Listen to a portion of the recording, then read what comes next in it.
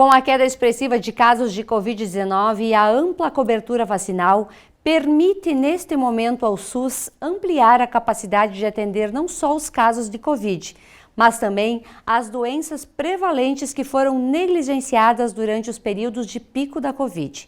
Mas apesar desse cenário positivo, ainda existem muitas dúvidas.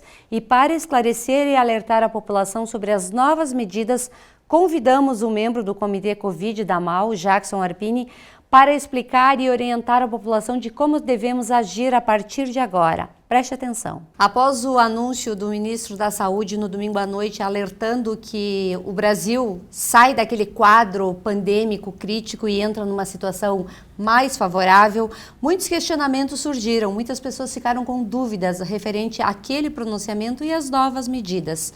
E para que a gente entenda melhor, nós convidamos o membro do Comitê da AMAL para falar um pouquinho sobre este novo cenário pandêmico que se apresenta a partir de agora.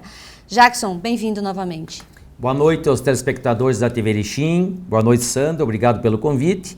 E já entrando no assunto em tema, no último final de semana, no domingo, houve um pronunciamento por parte do ministro Queiroga anunciando que o país revogou o decreto, né? O decreto da ESPIM, que é Estado de Emergência em Saúde Pública, certo, de interesse nacional, em virtude, obviamente, do processo pandêmico.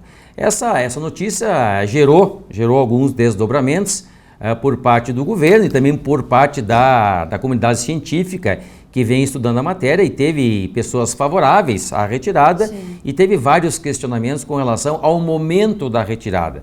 Muitos infectologistas, virologistas, pessoas que estão estudando a matéria, entendem que é um pouco prematura esta retirada da ESPIM, tendo em vista que nós estamos ainda vivenciando o processo pandêmico. Nós não sepultamos o processo pandêmico, e também levando em consideração que a Organização Mundial da Saúde mantém ainda essa situação de emergência internacional e ainda classifica a situação como uma situação pandêmica. Então, houve algumas manifestações. Nós temos que fazer uma avaliação, sim, analisando os dois lados. E claro, né, Sandra, que o Ministério, quando fez essa revogação desse decreto, ele trouxe os argumentos para conhecimento da sociedade e está levando em consideração o que realmente é fato: uma redução expressiva nos casos ativos, tá? Uma redução expressiva no número de óbitos e o crescimento a cada dia ou a cada semana da imunização,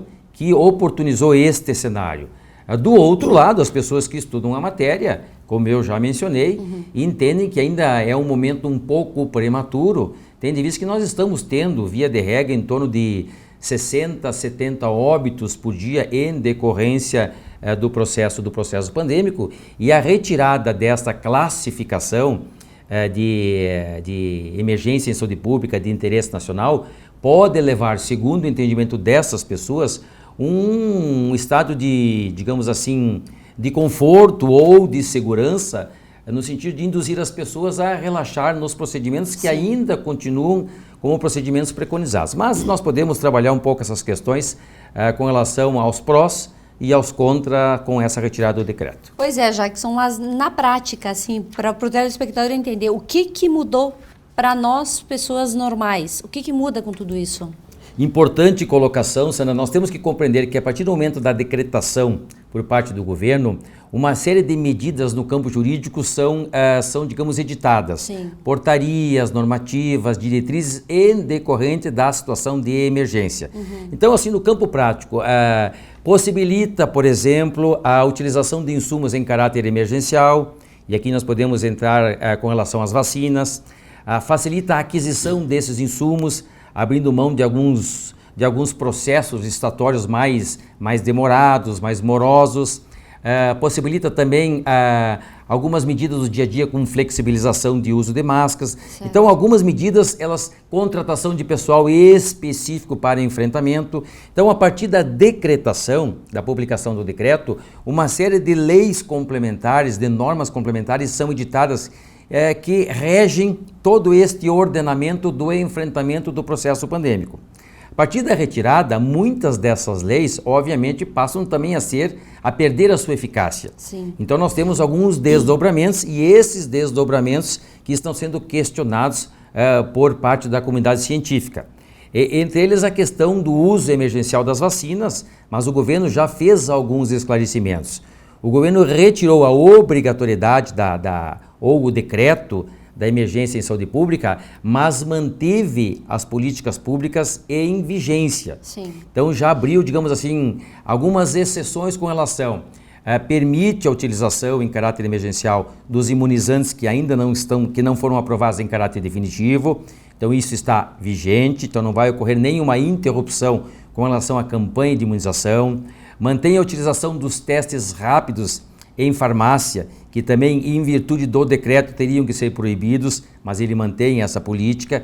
Então, algumas situações o governo não vai alterar para que não tenha nenhuma interrupção na assistência. Sim. E outra questão que o governo coloca muito, e acho que coloca com propriedade nesse momento, é que nós estamos, em virtude da redução dos indicadores, nós estamos com o serviço de saúde em plenas condições ou em normalidade para atendimento da população, caso tenhamos alguns casos em decorrência do novo coronavírus, porque nós temos que deixar muito claro para todas as pessoas que nos acompanham que nós não vencemos o processo pandêmico. Tanto é verdadeiro que a Organização Mundial de Saúde mantém ainda esta classificação de pandemia e de emergência internacional. Então, o sistema de saúde, toda a rede de saúde tem que estar à disposição para atender estes casos oriundos de contaminação pelo novo coronavírus. Mas ela não está neste momento em sobrecarga. Certo. Ela está com praticamente aí uma redução muito expressiva. Se nós pegarmos a nossa situação local, se nós pegarmos aqui a nossa região, nós já estamos há praticamente aí 2 semanas e meia, em torno de 20 dias sem nenhum paciente internado em decorrência de contaminação pelo coronavírus, tanto em leitos clínicos como em leitos de terapia intensiva. Então, realmente, nós estamos num cenário diferenciado. Nós estamos num cenário, como já mencionamos em outras entrevistas, um cenário promissor, um cenário quase que de normalidade. Só há um questionamento por parte dessas pessoas que talvez esta medida tenha sido um pouco prematura. Em contrapartida, né, Sandra, o governo coloca que não vai interromper nenhuma política e os estados da federação estão cobrando um período de transição. O que há uma alegação por parte dos entes federados é que a medida foi muito abrupta e havia então por parte dos estados que houvesse uma transição. Mas o governo já anunciou, já fez manifestação nesse sentido, que vai, a partir da retirada do decreto, vai editar uma série de medidas no campo jurídico que vai regulamentar esta situação de transição até que nós possamos entrar num período de normalidade. Pois é, Jackson, de que forma o comitê aqui de Erechim e da região avaliou toda a situação? Porque pode ter sim benefícios, mas também existem fatores contra, que é essa sensação de tudo voltar ao normal e das pessoas deixarem de fazer a terceira dose, deixarem os cuidados de lado e infelizmente isso vai acontecer. Sandra, exatamente isso. A nossa preocupação é com relação ao comportamento da sociedade. Nós concordamos plenamente com relação aos indicadores. Sim. Não há questionamento com relação à redução dos casos ativos. Nós chegamos a ter aqui na nossa região, no início do ano, em torno de 1.800 casos ativos. Nós estamos com 170 casos ativos. Nós, acabei de mencionar, nós já estamos aí praticamente 20 dias sem nenhuma internação em decorrência da Covid. Quanto tempo sem óbito? Nós tivemos agora, quando nós finalizamos as últimas internações, sim, nós finalizamos com um óbito. Então, o último paciente que saiu do leito de terapia intensiva foi em decorrência de óbito. Então, aproximadamente 20 dias. Sim. Mas todos os indicadores são favoráveis e a campanha está em torno de, no país como um todo, em torno de 78%, 80% da população imunizada com primeira e segunda dose. Mas a preocupação persiste no seguinte sentido: nós soubemos que temos que avançar com relação à terceira dose e nós já soubemos que as pesquisas indicam que os pacientes de uma certa idade que têm a sua imunidade comprometida necessitam de uma quarta dose. Então é importante, neste momento de transição, e vamos considerar esse momento como um momento de transição, que as pessoas tenham clareza que nós não sepultamos ou não vencemos o processo.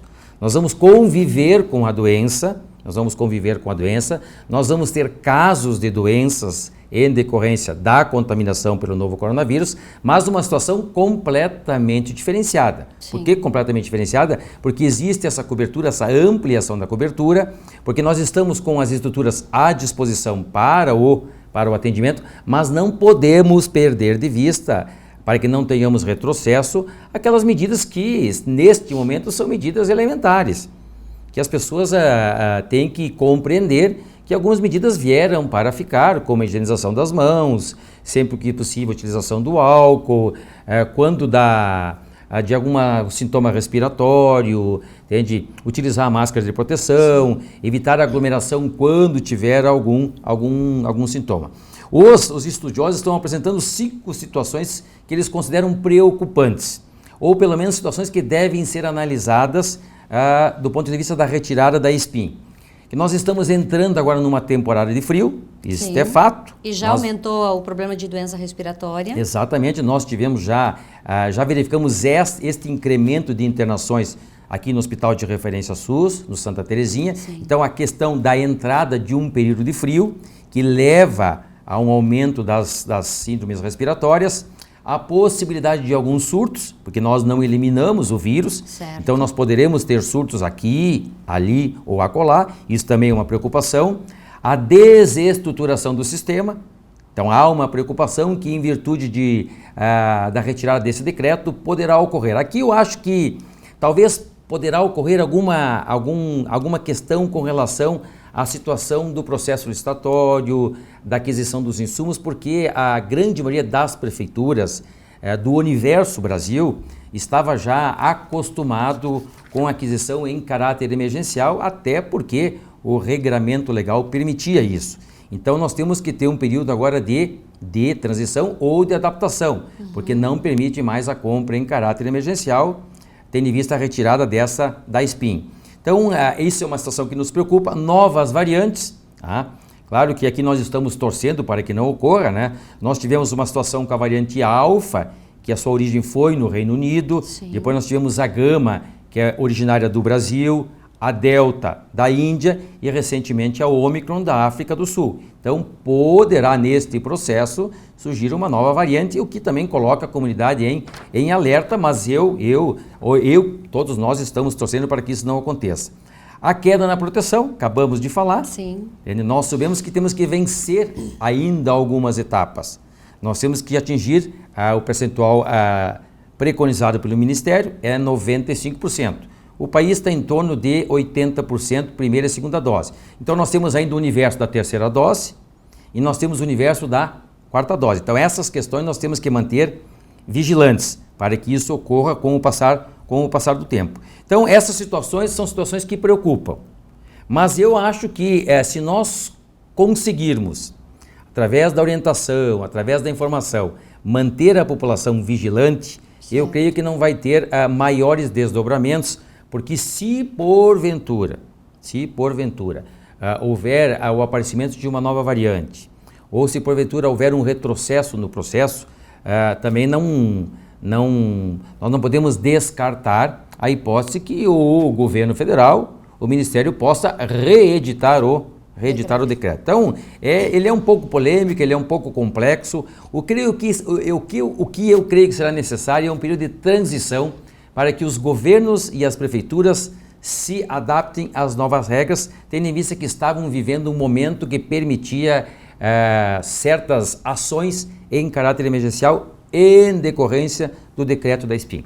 Pois é, Jackson, nos últimos dias a gente escutou muito falar da China, novamente com casos de pacientes infectados, fechamento de vários locais, inclusive nem cachorro muitas vezes podia sair na rua. Isso reflete de alguma forma aqui no Brasil? Quer dizer que amanhã poderemos nós estar nessa situação? Tem alguma ligação ou nenhuma? Sandra, essa é uma situação que preocupa o mundo como um todo. Sim. Se nós pegarmos o último episódio, o episódio da Ômicron, a descoberta ocorreu em novembro de 2021. Em dezembro e janeiro, nós já estávamos com o país praticamente com predominância da Ômicron.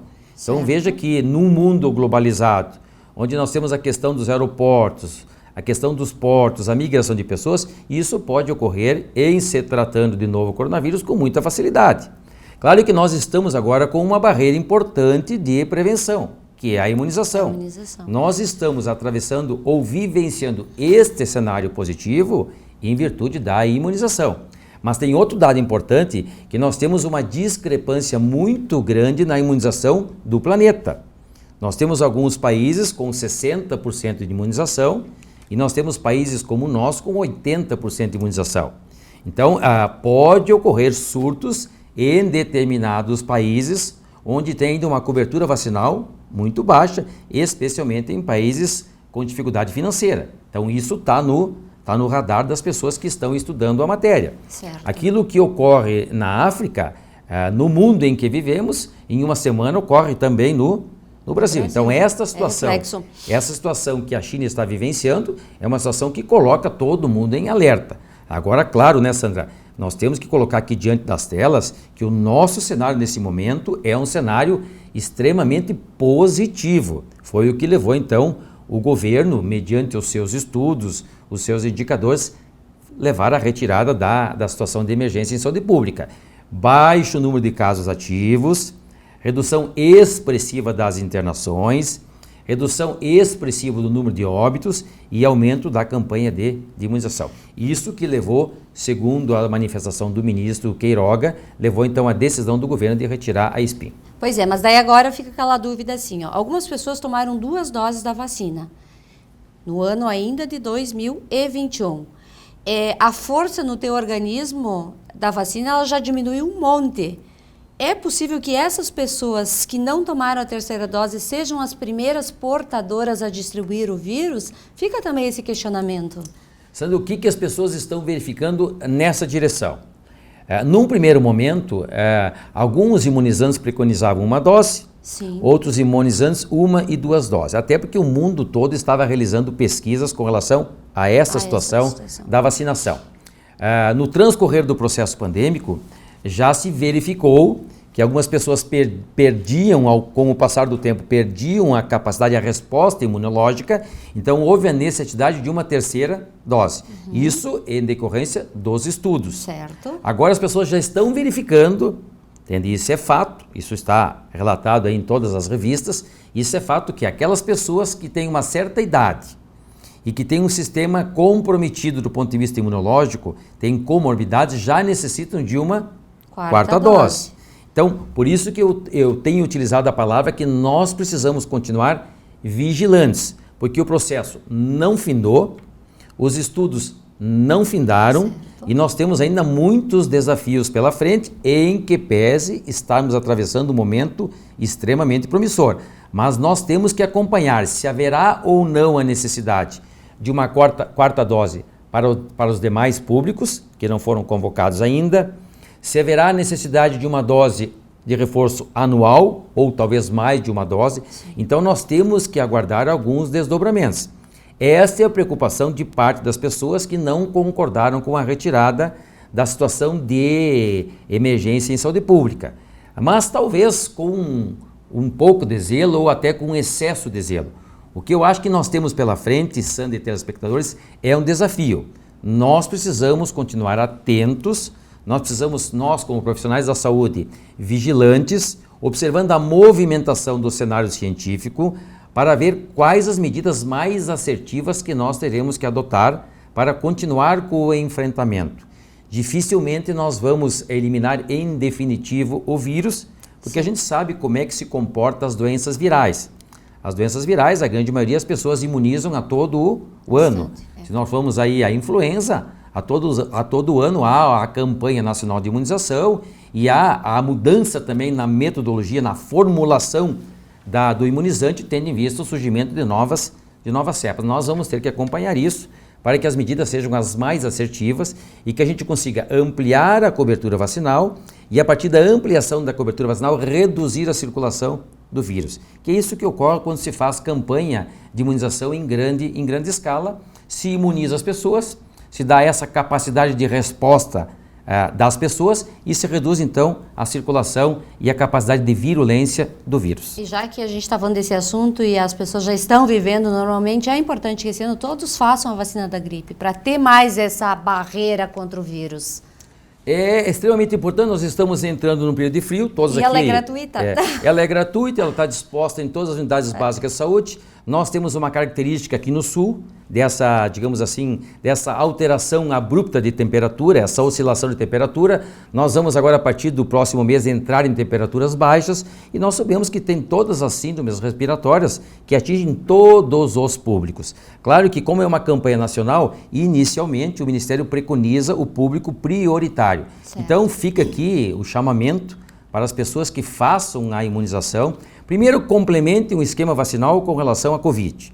Entende? Da mesma forma, é um imunizante que está à disposição gratuitamente e muito já se discutiu com relação a essa matéria e nós estamos vendo a resposta positiva, a efetividade e a eficácia deste imunizante. Então, aquelas pessoas que não concluíram, fica aqui o chamamento para que concluam a terceira dose. E aqueles que estão sendo chamados para a quarta dose, que o façam o mais rápido possível para terem esta segurança. Com relação à influenza, da mesma forma, estamos começando uma campanha, ela foi antecipada justamente por esse contexto. Nós estamos saindo de um processo pandêmico, por causa de todo este contexto, então as pessoas já estão sendo chamadas, as pessoas façam da mesma forma, está à disposição, como acabei de relatar, em todas as unidades básicas de saúde, de forma gratuita, então é uma oportunidade para que as pessoas também façam essa vacinação e aí acabam se protegendo de todas essas doenças que nós estamos falando. Jackson, para a gente finalizar, eu gostaria que tu explicasse a diferença de pandemia e endemia e o porquê que no domingo o ministro não anunciou o fim da pandemia, transformando-a em endemia. São três situações. São surtos, epidemias e pandemias. Tá. O surto é quando acontece numa pequena localidade. Vamos trabalhar aqui o universo de Erechim. Nós temos aí um surto de tuberculose numa determinada região, tá? Num determinado bairro. Ela é pontual. Isto é um surto. Tá? Isso pode acontecer, nós estamos tendo aí um surto de Covid de uma determinada comunidade. Isso é surto. Uma epidemia é quando esse surto ele toma proporções maiores. Certo. Então nós estamos tendo assim um surto de influenza no estado do Rio Grande do Sul. Bom, aí é uma epidemia no estado do Rio Grande do Sul. E é o caso da dengue também. Tá? Que é o caso da dengue. Então ela começa a tomar proporções maiores. E quando ela parte para um patamar globalizado, nós entramos numa situação de pandemia. Afeta todas as pessoas. Por essa razão, como nós temos casos ainda no mundo, e é exemplo da China, entende? Por isso que a Organização Mundial da Saúde mantém a classificação de pandemia. Não depende do ministro da Educação. Não depende. A situação mundial é determinada pela Organização Mundial de Saúde, que classifica a situação ainda em pandemia. Por esta interlocução, por esse mundo globalizado, por essas situações que nós vivenciamos no dia a dia. Quando houver uma alteração por parte da Organização Mundial de Saúde, poderá haver uma classificação para a epidemia, quando nós tivermos surtos localizados na África do Sul, um surto na Europa, situações pontuais. Podemos partir, então, podemos partir para uma epidemia. E quando nós tivermos questões localizadas, nós estamos tendo um surto, que é apenas numa região ou numa localização. Perfeito. Jackson, obrigada por mais uma vez estar aqui hoje explicando para nós em detalhes esse momento novo que a gente vive e dando essas orientações de que a pandemia não acabou e ainda precisamos nos cuidar. Sandro, obrigado pela oportunidade e aproveitando mais uma vez, fazendo um chamamento para todas as pessoas. Atravessamos aí há praticamente 2 anos um processo de pandemia, todo mundo sabe das adversidades que nós atravessamos, o momento é promissor, mas é importante que as pessoas tenham presente que estão sendo chamadas para dar continuidade nesse processo da imunização, que é a ferramenta que nos levou a este patamar de praticamente normalidade. Nós estamos caminhando a passos seguros para uma normalidade, mas não podemos perder de vista, não podemos retirar do radar que nós temos que fazer a nossa parte, e a nossa parte nesse momento é tomar cuidado com relação a algumas medidas que nós temos que fazer no dia a dia e sempre que possível realizar a imunização. Muito obrigado.